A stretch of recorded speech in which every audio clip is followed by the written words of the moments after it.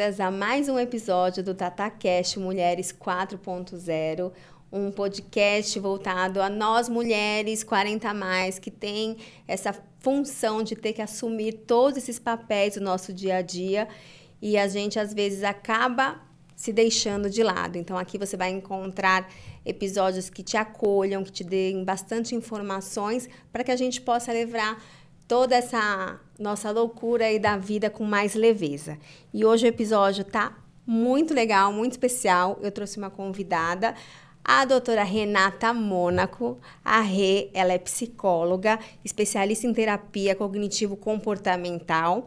E hoje a gente vai falar um pouquinho, né, das alterações, das principais queixas, né, que buscam a Rê relacionado a aceitação, a autoestima, dessa fase aí das mulheres 40 a mais, onde é tão difícil a gente encontrar gente que encare tão de boa assim, né, Rê? É verdade. Bem-vinda, Rê, obrigada pelo seu tempo. A Rê, ela é mamãe da Gabi, que tem 20 dias, gente, e ela tá aqui para trazer muita informação pra gente. Obrigada pelo seu tempo, viu, Rê? Obrigada, tá. Obrigada aí pelo convite. Imagina. Hoje vai ser um bate-papo bem gostoso, né, que a gente vai conseguir aí falar, dar informação sobre autoestima, sobre terapia e como levar esse conhecimento aí para o maior número de pessoas. Com certeza, né? Isso é muito importante, né, Rê? Dentro aí dos seus pacientes, das mulheres 40 a mais, e eu sei que posso te falar também por percepção pessoal.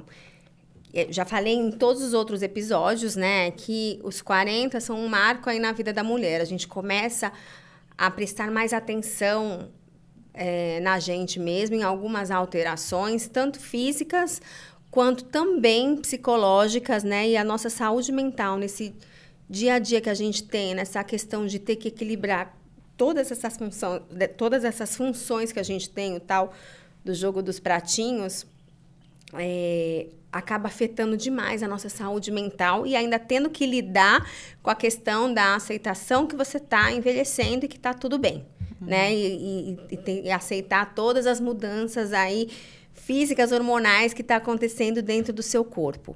Então, como que essa mulher, como essa paciente chega para você? Tá. Muitas vezes a paciente chega sem saber o que está acontecendo. Então, o que está acontecendo? Tem alguma coisa estranha comigo?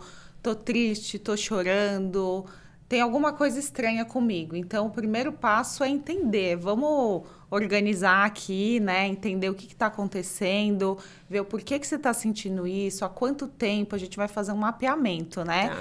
E entender ali vários fatores da vida dela, para entender esses pratinhos, como que estão, se estão equilibrados, se não estão. Então, a gente vai indo cada pilar da vida daquela pessoa, né? Então, relacionamento, filhos, autoestima, autocuidado, a gente vai olhando para cada um desses pilares. E aí a gente vai mapeando. Olha, onde que dá para equilibrar melhor, onde que dá para deixar um pouco de lado, porque a grande da verdade não dá pra gente querer equilibrar tudo. Maravilha. A gente tem que aceitar. Tá bem? Gente, tá aqui, ó. Não dá pra equilibrar tudo ao mesmo tempo. Então, tem momentos que a gente vai ter que priorizar um dos pratinhos e tá tudo bem. É isso. O que eu sinto, Rê, e eu faço acompanhamento com terapeuta, faço acompanhamento com psiquiatra, faço acompanhamento com minha ginecologista, eu tento fazer tudo bonitinho, né? Tratar todos ali os pilares. Mas o que eu sinto é que é a autocobrança excessiva que a gente tem hoje. É uma pressão nossa e uma pressão também da sociedade que tem sobre a mulher hoje, né? Eu vejo que muitas vezes a pressão primeiro é de si mesma. Com certeza. Então, esse é o primeiro. Então, primeiro que a gente precisa entender é o quanto você está se pressionando. E aí, depois a gente vai tratar a questão do quanto a sociedade te pressiona. Primeiro você. Vamos acalmar? Vamos diminuir? Vamos entender aonde que é o momento que você precisa focar? No meu momento, eu vou focar na maternidade. Lógico. Eu tô aqui nesse podcast, mas eu tô priorizando a maternidade. Com E certeza. o trabalho vai ser em segundo plano. Então, a gente precisa entender os momentos da nossa vida, né? E não querer se cobrar. Acho que não se pressionar tanto, né? essa pressão é muito grande. Você sabe que algo que prejudica muito essa questão da pressão são as redes sociais. Muito, muito. Nossa, o quanto as pessoas se comparam, elas olham ali a vida do outro e falam, caramba, ela tá fazendo tudo, por que que eu não dou conta? E, na verdade, você tá vendo um recorte da vida da pessoa. Você não vida sabe. real mesmo você não sabe, né? Exatamente. O que ela tá passando, como tá o relacionamento dela. Rede social, a pessoa posta o que ela quer, né? E é uma pressão gigantesca mesmo. Pressão estética, pressão de trabalho. Então, a mulher tem que estar... cobrada no trabalho, e aí se ela sai a licença maternidade, trabalha numa empresa, ela já fica pensando que ela tem que voltar, se quando ela voltar já não vão dar mais valor pro trabalho que ela tinha antes, né? Então, assim, e a gente às vezes se preocupa muito, muito, muito mais, né? Tem uma cobrança, a gente se culpa. Eu não sei, eu acho que o que eu trabalho muito em mim, e graças a Deus eu melhorei muito, é a questão da culpa, que interferiu tanto no meu desenvolvimento de autoestima, de autoconfiança, né? A preocupação com o julgamento alheio. Então, assim, nossa, coisas que eu tenho trabalhado muito que realmente mudaram. Mais uma vez eu falo que é um marco, porque eu comecei a perceber isso agora, depois dos 40, né? E eu fico me perguntando, nossa, se eu tivesse percebido e visto isso antes... Olha a culpa aí, né? Aqui, a culpa, de novo. Já. Mas, refletindo, se eu tivesse visto antes, teria sido muito mais fácil. Mas também... Mas que legal que você viu, né? Isso, é maravilhoso. E ainda tá em tempo, tá ótimo. Isso também é importantíssimo falar, gente. A partir do momento que você se sente fragilizada e vulnerável... Você tem que mostrar a sua vulnerabilidade e fragilidade. Porque as pessoas se enganam no sentido que quando você expõe as suas vulnerabilidades, você é visto como um fraco. É muito isso. Isso acontece muito com os homens, tá? Tá. Normalmente, para chegar à terapia, o homem demora muito mais. Muito mais. Muito mais, sabe, né? gente. O homem não quer, nega, acha que não precisa, porque ele acha que ele é fraco se ele for à terapia. Mas aí, quando ele chega e quando ele entra, ele mergulha de cabeça. E a mulher não. A mulher, ela aceita o processo terapêutico. Ela aceita essa ajuda, porque a gente busca isso, né? A gente busca ajuda o tempo inteiro, né? E eu acho que hoje em dia, também, né? Tem as desvantagens das redes sociais, mas com as vantagens de você também ver pessoas que estão passando também pelos mesmos momentos que você, que tem, às vezes, as mesmas questões que você... Isso também te acolhe. Com certeza. Né? E buscar informações concretas, informações assim... A gente tem que selecionar. Selecionar as informações e com quem que você busca, né? Porque, ao mesmo tempo, ela pode te colocar no poço ou te colocar lá no pedestal. Então, é isso. É buscar, é estudar, buscar informações e realmente buscar ajuda. E uma coisa importante, expor vulnerabilidade não é fraqueza. Não. É coragem. Com você certeza. expor é um sinal de coragem. Você tá ali, abrir...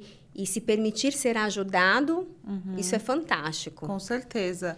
E outra questão bem importante que você falou sobre se culpar, sobre se comparar, isso são sinais de baixa autoestima. Com certeza. E às vezes a gente não percebe, né? Por que isso está acontecendo comigo? Então, a gente precisa identificar quais são os sinais da baixa autoestima. Uma dependência emocional é uma baixa autoestima. Uma procrastinação, parece que não, mas é uma baixa autoestima. Com certeza. A culpa. A gente tem vários fatores que demonstram aí uma baixa autoestima, né? Com certeza. E ela é construída, a baixa autoestima, ali por anos da sua vida. Desde o nascimento, né? Exato. Isso interfere bastante da nossa formação, nosso tipo de educação, das gerações anteriores, interfere muito ali na formação da autoestima. E agora que a gente começou a tocar nesse assunto que eu amo... Então, o quanto interfere a autoestima, né, na saúde mental. Hoje eu vejo que muito. De quanto se você tem uma autoestima sólida, equilibrada, tá? Porque lógico que me corrija se eu tô errada, Rê, mas a autoestima, assim como a vida, você também tem altos e baixos, Com né? certeza. Ela tá muito alta também, não é muito bom. Então você tem que estar equilibrada. Então, o quanto a autoestima interfere na saúde mental e no decorrer ali da sua vida, de como você vai lidar com as dificuldades da vida. Nossa, interfere completamente, interfere em todos os fatores, das áreas da sua vida, né? No seu trabalho, se você não tem uma boa autoestima, você acaba não aceitando alguns tipos de trabalho porque você se acha inferior, se acha incompetente e às vezes não, é só uma crença sua, não é a realidade. Então é isso que a gente trabalha muito na terapia. Vamos entender de onde vêm essas crenças.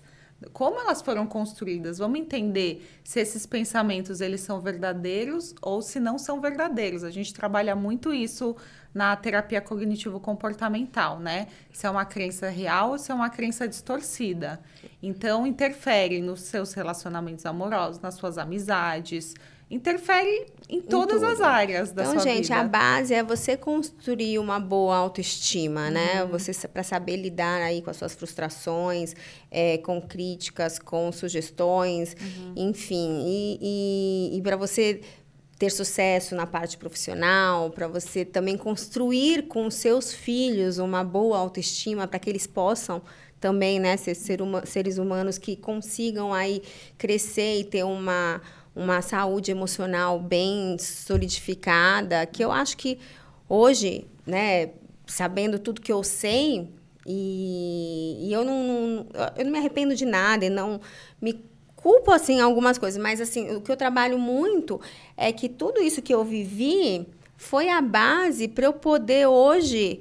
Se eu não tivesse passado pelo que eu passei, eu não teria buscado todo esse conhecimento, essa questão que eu tenho hoje. Então, isso fez parte do que eu sou hoje, né? Exato. E a gente tem que aceitar nossas sombras, tem que aceitar a nossa luz, porque todo mundo é luz e sombra, né? Então, a gente tem que aceitar todo mundo tem um anjinho e diabinho, então a gente tem que aceitar os dois, equilibrar, pegar fraquezas, pegar...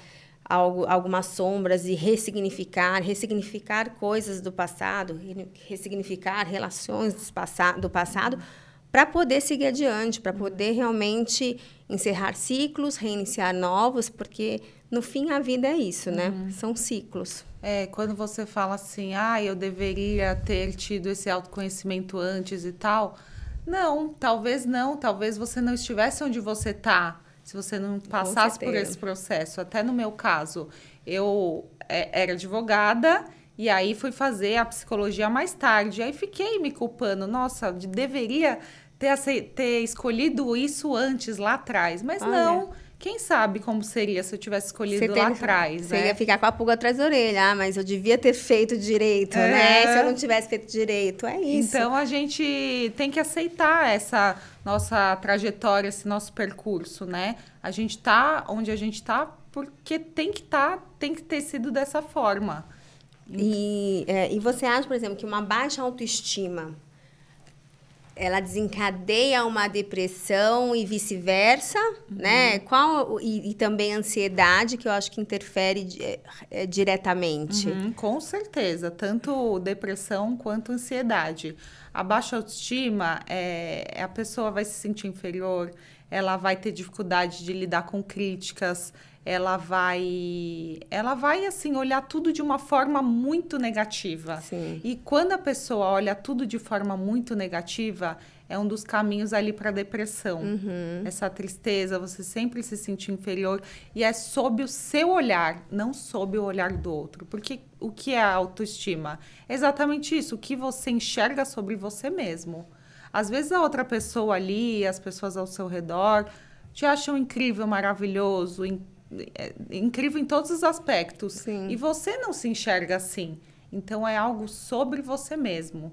Então, é mudar esse olhar sobre você e entender por que você está se olhando assim. Como que você chegou a se olhar assim? Então, a gente tem que olhar para a história de vida da pessoa e entender se ela era muito criticada no passado, a gente olha até a questão dos filhos, né? Se foi o primeiro, segundo, terceiro filho, isso também interfere. Normalmente, o primeiro filho, falo por mim, tá? Tá. Ele é muito mais criticado, ele castigo, cobrado, tudo né? cobrado. Tudo testado no primeiro filho, Exato, né? exato, exatamente. O segundo, o terceiro, os pais já deram uma pensada, já viu que deu certo, que deu errado, já muda um pouco a mentalidade, né? Exatamente. Então, a gente tem que olhar ali para a história de vida da pessoa e entender o porquê que ela chegou ali com aquela baixa autoestima. E o que essa baixa autoestima, se ela não tratar, para onde pode percorrer, né? Que é o que a gente está falando. Pode percorrer para ansiedade, para depressão. E aí vai ficando pior, né? Se a pessoa não cuida da autoestima e vai evoluindo para depressão e ansiedade, se não cuida, aí fica cada vez pior. Sim. E como é que é, Rê, as pessoas aceitarem, não é um diagnóstico, mas essa constatação que o problema é ela? Porque geralmente eu acho que um dos sintomas também da baixa autoestima é a pessoa se isentar da responsabilidade de tudo que ocorreu, sempre buscar culpados. Com certeza, né? É verdade. E como que a gente consegue acessar, enfim, porque você tem que ir também, você não pode dar um soco no peito. Tem que senão ir a com pessoa muito cuidado. É isso, foge, espana. né? Então, como que a gente pode dar um sinal para ela? Falar, olha, mas isso aconteceu, o que você poderia ter feito diferente para que isso não tivesse acontecido? Então, e como que é essa aceitação? Tá. A gente tem que entender cada perfil, cada pessoa. Tem um paciente que ele vai aceitar de cara. E que, inclusive, ele vai gostar do diagnóstico. Nossa, ufa, agora eu entendo o porquê que eu sinto tudo isso. Faz sentido. Tem paciente que não aceita, que aí o tratamento é muito mais difícil, né? Porque se não tem aceitação, como que a gente vai tratar? Tratar tanto psicologicamente quanto, às vezes, de forma medicamentosa, né? Sim. Então, depende muito do perfil. A gente tem que sentir o perfil de cada paciente e tratar cada um de uma forma. Agora, o paciente que não aceita, a gente tem que ir indo muito devagarzinho, sabe? E mostrando para ele os benefícios que ele vai ter. Então, é a parte da motivação. O que te motiva a querer estar melhor? Entender qual que é o propósito de vida daquela pessoa. Entende? É tão difícil achar o propósito, né? É difícil, né? Nossa, super. Hoje se fala tanto essa questão de propósito de vida e envolve tantas coisas, né? Muito, é muito complexo. Mas é indo devagarzinho. Assim, sabe? Com esses pacientes. Mas, no geral, hoje em dia a gente tem muita informação, né? O que é depressão, o que é ansiedade. Então, os pacientes já vêm com essa informação, já vêm ali com uma listinha, já sabem, já querem até se autodiagnosticar. Eu falo, calma, isso são traços, ou isso realmente é uma depressão ou uma ansiedade diagnosticada? Vamos devagar. E também, às vezes, o que muda o nome, se tem ou não tem? O rótulo, né? O rótulo, pra quê, né? Tem gente que quer ter o rótulo. Mas, assim, vamos pensar, o que funciona o rótulo? A gente precisa ver como a pessoa está em funcionamento na vida dela. Sim, sim. Independente se ela tem uma depressão, uma ansiedade diagnosticada ou não. Não, e aí, se você tem um rótulo, tem ansiedade, você acha, então, ansiedade, tomar medicação ansiolítico, achar que só tomar medicação vai resolver o seu problema, não. Você vai ter que olhar, mais uma vez o que eu falo da questão integrada, da saúde toda integrada, com todos os outros pilares da longevidade, então, saúde física, saúde mental, saúde espiritual, que isso é tão, tão importante, né?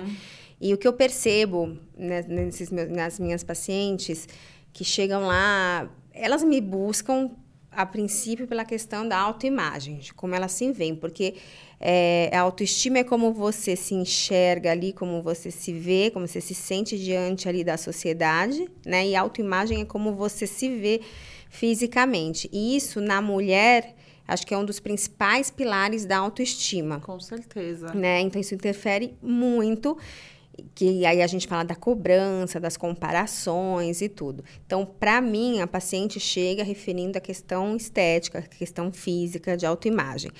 E é uma cerejinha do bolo. Então, você melhora, lógico, um principal pilar, Mas não é só isso.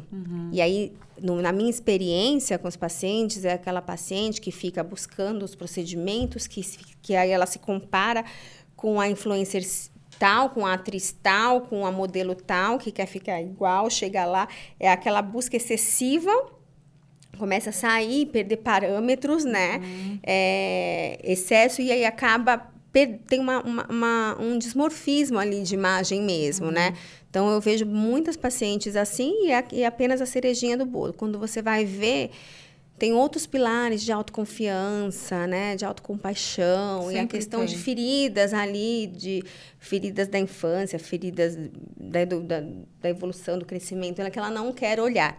Então, uma coisa que eu sinto também, essas pacientes, essas mulheres, às vezes se autossabotam. Você falou da procrastinação, isso é muito típico. É muito. Deixa eu não fazer, que é melhor. É melhor, a pessoa se sabota, ela procrastina, porque às vezes ela tem medo do que se der bom também. Também. Né? Se der certo ou se der errado, né? Porque se der certo, e agora? Como é que eu vou lidar com isso? Deu certo, será que eu sou capaz? De manter. Eu mas eu estava procrastinadora. Hoje eu melhorei bastante isso também, tudo depois que eu comecei a me conhecer mais, a ir em busca desse autoconhecimento. Mas essa questão da autossabotagem, para mim, é típico. Você fala, olha, você tem que praticar atividade... Vamos lá, vamos começar a praticar atividade física? Ah, mas eu não tenho tempo. Sempre, né? Sempre. Vamos tomar água, você precisa tomar 2 litros de água por dia. Ah, mas aí eu não saio do banheiro. Não, é engraçado. Quando eu falo com os pacientes desses pilares, né? Exercício físico, alimentação, água, eu falo, gente, a pessoa não consegue tomar 1 xícara de água. É tão básico, né? É o que eu falo sempre, o básico bem feito. Isso ajuda na construção do embasamento. E hoje eu vejo que a autoestima é o alicerce, né? Eu falo aqui da mulher, porque é um podcast mais voltado para a mulher, mas a autoestima é um alicerce da mulher. Ela precisa estar bem com ela mesma para transpor isso, porque você passa de como você se vê, você passa para os outros. Passa, com então, certeza. Você tem que primeiro se enxergar melhor, melhorar de como você se enxerga, né? Para que o outro também te enxergue assim, daquela maneira. Com certeza. E aí, quando você fala de procrastinação, que é muito comum, eu vou procrastinar porque eu não vou fazer perfeito. E aí, eu não vou fazer perfeito, eu vou receber crítica. E eu não sei lidar com crítica. Então, a crítica é algo muito pesado para quem tem baixa autoestima. E crítica é comum, isso vai acontecer. Não tem como a gente fugir das críticas. A gente tem que aprender a administrar, né? A gente tem que aprender exatamente a filtrar o que é uma crítica construtiva e o que não é. Então, também quem te dá essa crítica, né? Sim. Então, você tem que também aprender a conhecer as pessoas que você vai realmente ouvir, que realmente... Então, às vezes, uma pessoa que está numa posição da empresa, do trabalho, maior que você, que já passou por todo esse processo, te fazer uma crítica, você vai falar, opa, ela chegou onde eu quero, deixa eu ouvir. Isso. Às vezes, uma pessoa que está ali no início... pega e te fala uma crítica, talvez porque se identifique aquela crítica é mais sobre aquela pessoa e não sobre você.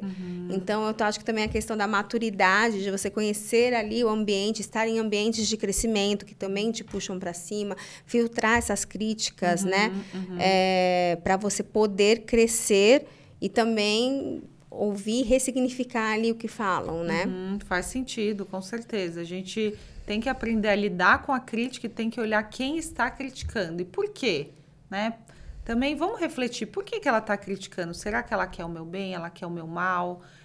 Aquela pessoa, igual você falou, tá ali no topo, é onde eu quero chegar. Por que não ouvir? Vamos refletir, vamos entender, não vamos agir com autodefesa, que é a autodefesa, né? Exato. O medo. Exato. Então, isso que acontece muito. Não vou fazer porque eu não sei lidar com a crítica e porque se não tiver perfeito eu não vou fazer. E a gente tem que começar com um imperfeito e vai aperfeiçoando. O feito é melhor do que não feito, né? O feito é melhor do que não feito. Essa frase é clássica e verdadeira. O feito não é perfeito, mas é melhor do que não feito, né? E com o tempo você vai aperfeiçoando, né? Não é isso. Você tá com um projeto...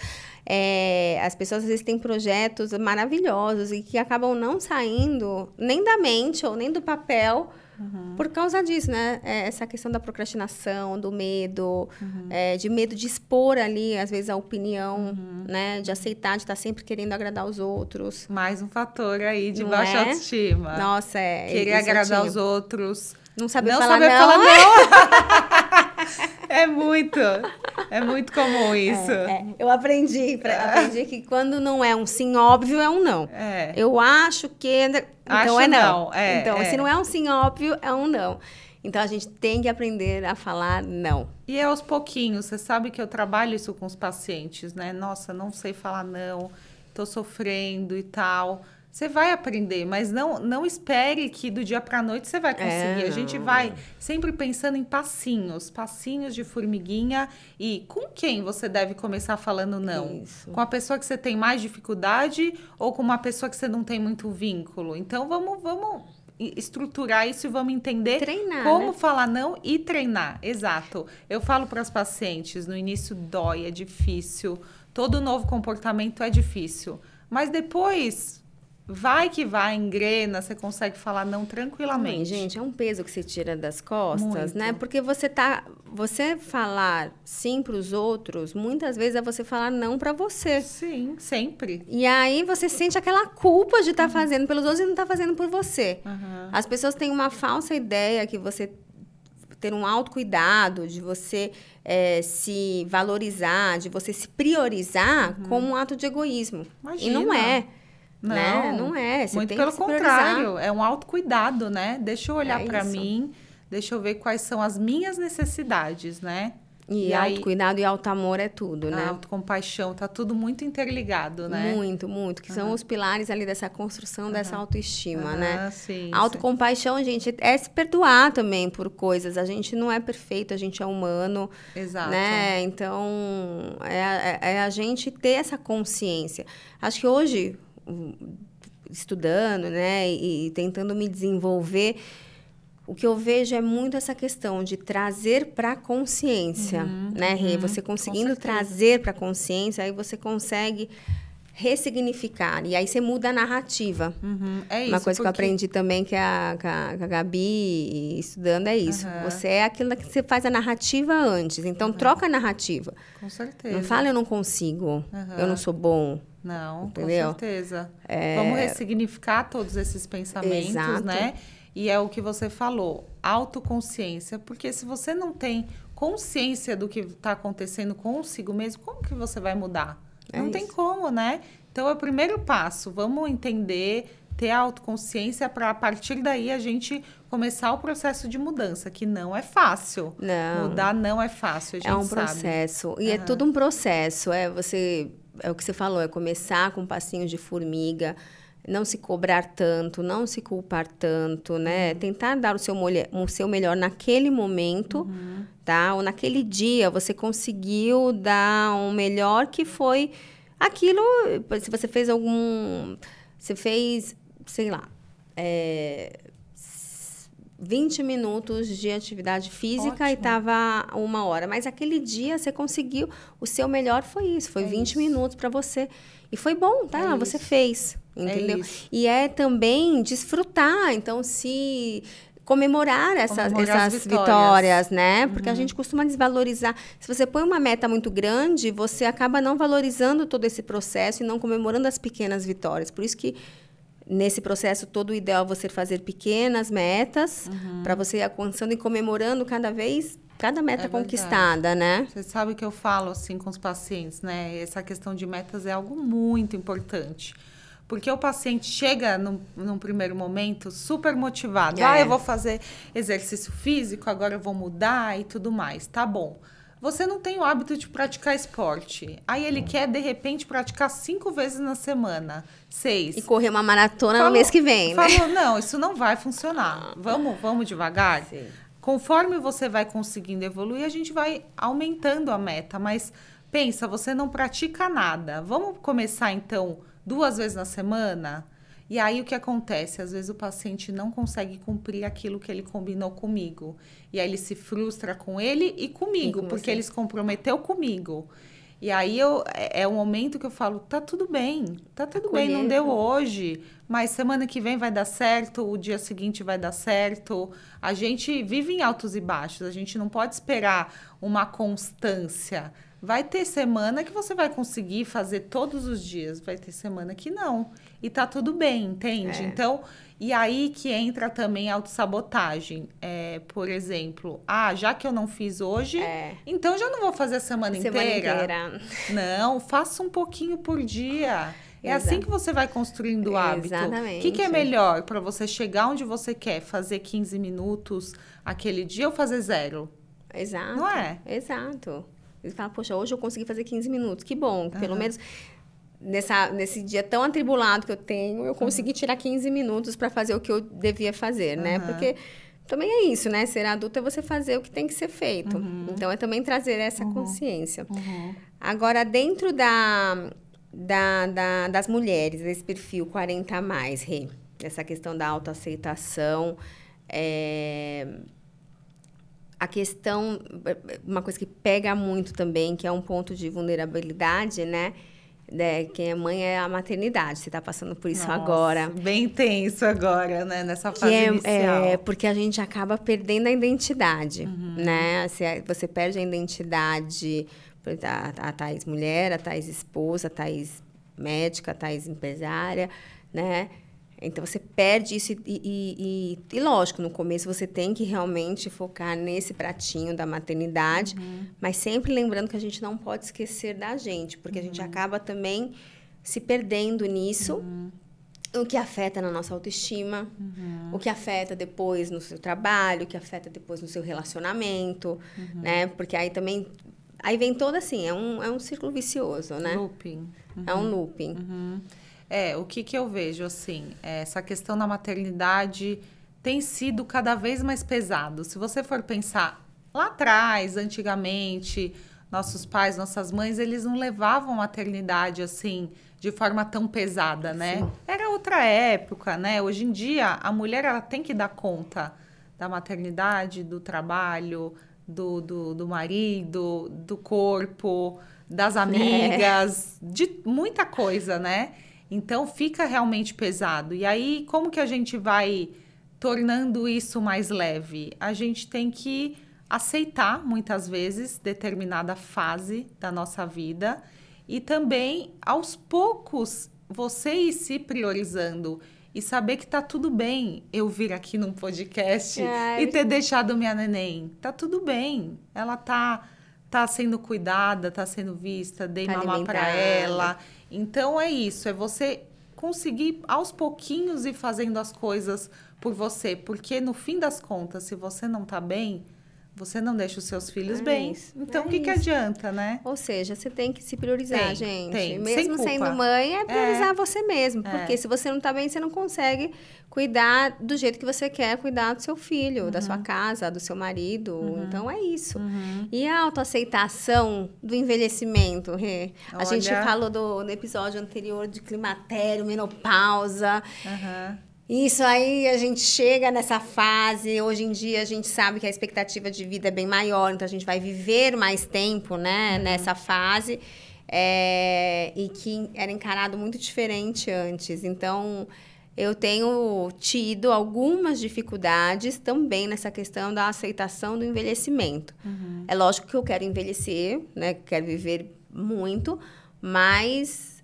traz muitas mudanças físicas, psicológicas, e que a gente tem que lidar, porque principalmente na vida da mulher, que tem esses ciclos, né? Tem os marcos, a menarca, né? E depois vem a menopausa.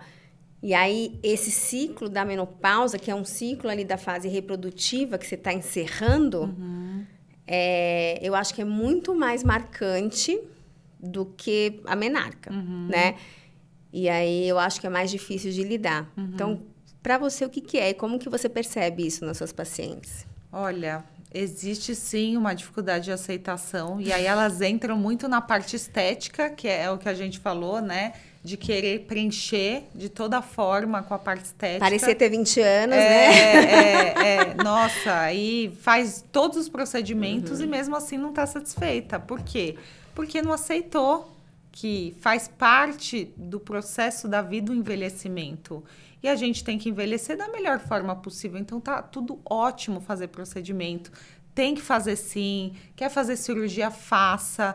Mas a gente não tem que olhar só para isso. A gente tem que olhar para dentro, né? E o que eu tô fazendo além dos procedimentos estéticos? Eu tô me aceitando ou não tô? Aí tem a questão da saúde mental. Nossa, entrei na menopausa, o meu corpo mudou, a minha libido mudou. Eu tô super irritada, eu tô irritada com meu filho, então se cobra muito de tudo isso. De repente, tudo mudou. De repente, eu engordei e aí não sei por quê. Então, tem até paciente do neto que veio para mim com essas queixas, né? Nossa, tá difícil, não consigo emagrecer, mas também não consigo fazer esporte, não consigo me alimentar melhor. E aí eu volto de novo naquele ponto. Vamos olhar, e sempre com um passinho de formiguinha. Vamos olhar, hoje você come só industrializado, vamos comer um pouquinho mais saudável, um pouquinho mais de fruta, de legumes, um pouquinho por dia, um pouquinho por semana. Então, a gente tem que pensar sempre, na terapia a gente pensa, vamos sempre no passinho de formiguinha. Isso. E aí, conforme a gente vai conseguindo, a gente vai aumentando. Mas essa autoaceitação é muito relativa, né? Tem mulheres que aceitam melhor, tem mulheres que aceitam pior, depende muito de vários fatores, né? Então, se ela tá num relacionamento amoroso em que o parceiro cobra muito, é muito pior para ela, porque ela tem a autocobrança dela e do parceiro. E aí tem a questão da autoestima que da a gente fala. Se ela tem uma vez. baixa autoestima, ela tá para agradar o parceiro. Exato. É a dependência emocional que a gente também fala. Então, também essa questão da autoaceitação, a gente chega na autoestima. Mais uma vez. Se você tem uma baixa autoestima, você fala, agora degringolou de vez, ladeira abaixo, já era, tô velha, nossa, tô acabada e tal. Ele não me quer mais. Ele não me quer mais, ele vai me trocar por outra. 2 de 20. Então, é você se valorizar, né, gente? É impressionante como realmente tudo envolve essa questão da construção da autoestima, né, Rê? Com certeza. E falando nisso da autoaceitação, a Rê, ela também participa, ela também é uma das profissionais que está envolvida no meu projeto lá do Adora-se, que é o projeto lá do meu consultório para pacientes. E a Rê, ela vai cuidar, né, e vai fazer uma avaliação psicológica. Por quê? Porque a gente entende que é tudo uma coisa integrada, né, como eu falei nos outros episódios, né. Então, esse meu projeto tem um objetivo isso, de abordar o paciente de uma maneira totalmente integrada em todos os pilares. E aí, a Rê faz parte desse programa. Depois, eu vou fazer um episódio só explicando sobre isso, sobre o nosso projeto, que está muito legal. E a gente quer trabalhar nesse projeto para tentar resgatar essa essência da mulher 35, 40 a mais, que foi perdida aí no caminho, né? E solidificar e aumentar essa autoestima, porque, gente, uma mulher com autoestima elevada, com uma autoestima sólida, ela chega aonde ela quiser. Então, essa é uma frase que eu tô levando para a vida e por isso que eu tô trabalhando tanto nessa questão de autoestima. E eu fui diagnosticada, não, mas caiu a ficha que realmente minha autoestima era super baixa. Então, e quando eu tomei essa consciência, eu falei, não, gente, peraí, vamos trabalhar Aí eu fui estudar tratamento, tudo, os pilares da autoestima, e a gente está trabalhando em cada um. Eu sempre priorizava só a imagem, não é à toa que eu fui fazer dermato. Exato, né? Existe um porquê, né? Então, não é só autoimagem, gente. A pessoa não tá com você, a pessoa não se aproxima com você porque você é bonita, porque você é magra. Não, a pessoa se aproxima pela sua essência. Claro. Então, o nosso projeto, né, é tentar resgatar essa essência da mulher, fortalecer, acolher. Acho que isso é o mais importante, fazer ela acreditar nela mesma. É isso, né? é isso. Porque os outros, às vezes, acreditam, mas o que adianta se ela mesma não confia nela mesma? É isso. Então, a gente vai buscar como que ela pode confiar nela mesma. É isso. Ela acreditar nela. E um dos pontos importantes também é a gente olhar porque ela é boa. Todo mundo tem seus pontos fortes e seus pontos fracos. A gente não tem que olhar para o ponto fraco. A gente tem que fortalecer o que ela é boa, e o que ela tem habilidade também. Porque às vezes a pessoa tem habilidade para uma coisa e ela não está nem explorando aquilo. Ela fica só focada no ponto fraco dela e acaba, né, só se martirizando ali por conta disso e não foca num ponto forte, num talento nato que ela tem, né? Muito legal. Tem até um livro que é Descubra Seus Pontos Fortes. Ah, que legal. Que foi ele que eu comecei no mundo da psicologia, no coach e tudo mais. E aí você, no final, faz lá um testezinho para descobrir seus pontos fortes. É bem legal esse livro. Porque às vezes você nem tem consciência exatamente o que você é boa. Às vezes eu pergunto para o paciente, me conta, me fala que você é boa de verdade. Ai, não sei. As pessoas não sabem. Não sabem. É impressionante, né? E tem um livro que eu li também que ajuda nessa questão, chamado Jacob Petrie, que é O Óbvio que Ignoramos, que fala exatamente isso, de você descobrir o seu talento, juntar o talento com prazer e remuneração, que é o tal do Ikigai, né? Ikigai, sim.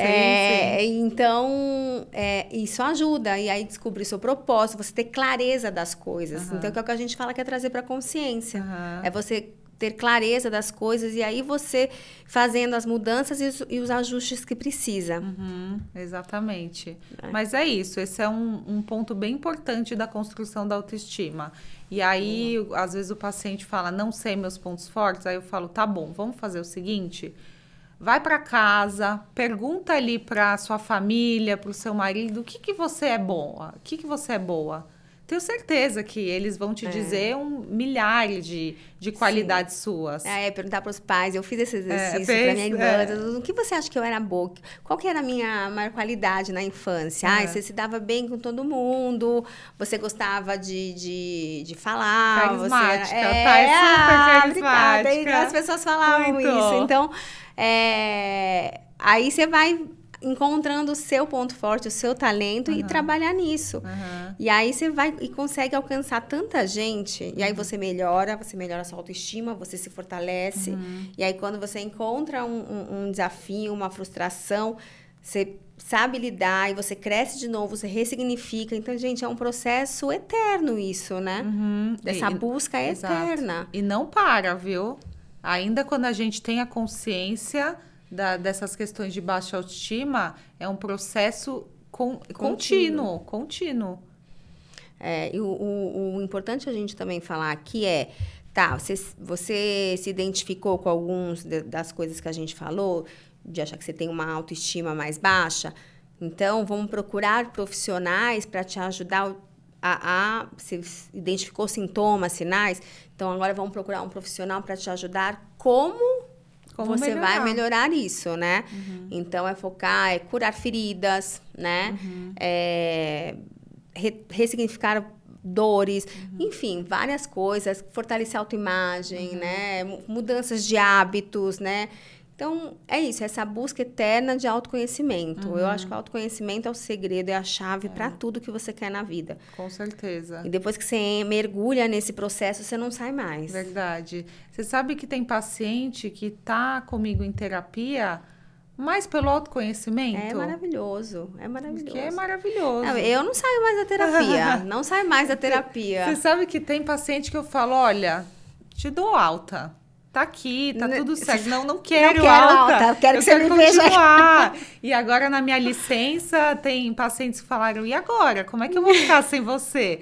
Eu falei, não, isso faz parte, é importante também, sabia? O paciente não pode depender do terapeuta. Isso também é um ponto muito importante. Olá, gente. Que está relacionado à autoestima. Você só se sente capaz quando você tem outra pessoa ali te validando, outra pessoa ali te orientando e te guiando. Não, você tem que andar com as próprias pernas. Maravilhoso isso, é maravilhoso. Mas, nossa, mas... É demais. Eu não gostaria de largar minha terapia. Não, mas saiba que é importante. Não, é importante a gente assim, já espaçou. Né? A terapeuta espaçar. deve estar ouvindo que a gente já espaçou. Espaçar, dar uma pausa, voltar. Porque para você se enxergar, como que você caminha sem o terapeuta? Exatamente. Até se você absorveu tudo ali que foi passado, né? Se você consegue aplicar, porque você ouvir, anotar, absorver, ok. Você só tem a validação mesmo quando você aplica, né? E os resultados. E os resultados, exatamente. Deu certo, não deu? Que eu apliquei? Porque às vezes dá certo para um, dá certo para outro, isso, né? Não é uma receita de bolo, né? O ser humano é individual. Boa, Rê, adorei. Adorei. Muito bom, gente. Eu acho que é um assunto que também teria muito tempo, assim, muita coisa para falar, mas vou deixar a Rê voltar para casa para cuidar da Gabi, que deve estar lá esperando você, né? Tá cronometrado, mas tá em tempo. Tá em tempo, tá tudo certo. Queria agradecer muito o seu tempo que você disponibilizou, que esse podcast possa ajudar muitas e muitas mulheres, tá? Gente, compartilha essas informações, porque realmente é muito rico isso. Nós, mulheres, a gente precisa ouvir o óbvio. Pode parecer óbvio, muita coisa do que falamos por aqui, mas a gente precisa ouvir o óbvio, né? O óbvio precisa ser dito. Eu falo isso para os pacientes também. Ai, mas o meu parceiro achou que era assim. Não. Para você é óbvio. Será que para ele é? Exato. Vamos falar do óbvio. E quanto mais a gente ouve e quanto mais a gente fala, a gente se ouve falando também nisso, vai caindo ficha, vai dando insights e vai te trazendo mais para a consciência do que precisa ser feito, do que precisa ser modificado. Obrigada, Rê. Obrigada a você. Foi maravilhoso. Tá? Gente, compartilha esse podcast que tá fantástico. Segue meu canal. E, Rê, pra gente finalizar, que eu peguei a Pri de surpresa, pra gente finalizar, se você pudesse dar uma mensagem para esses seguidores, para essas pessoas que estão nos ouvindo e que pudesse ser repassada para milhões de pessoas, que mensagem você passaria? Olha, vai parecer clichê, mas é muito verdadeiro. Eu acredito que o autoconhecimento é a chave de tudo. Porque se você não sabe o que está acontecendo com você, como é que você vai mudar? Então, o primeiro passo é o autoconhecimento. Então, entende com você as suas emoções, o que você está sentindo, o que você está pensando e, a partir dali, busque ajuda. Não tenha medo de buscar ajuda. E se você não puder buscar ajuda de um terapeuta, de um médico, de algum profissional, busca a rede de apoio. Rede de apoio é tudo. É tudo. É tudo nessa vida. É isso, gente. Obrigada, Rê, mais uma vez. Foi fantástico. Adorei. Obrigada. Beijo, obrigada, beijo. gente. Compartilhem aí essas informações. Beijo.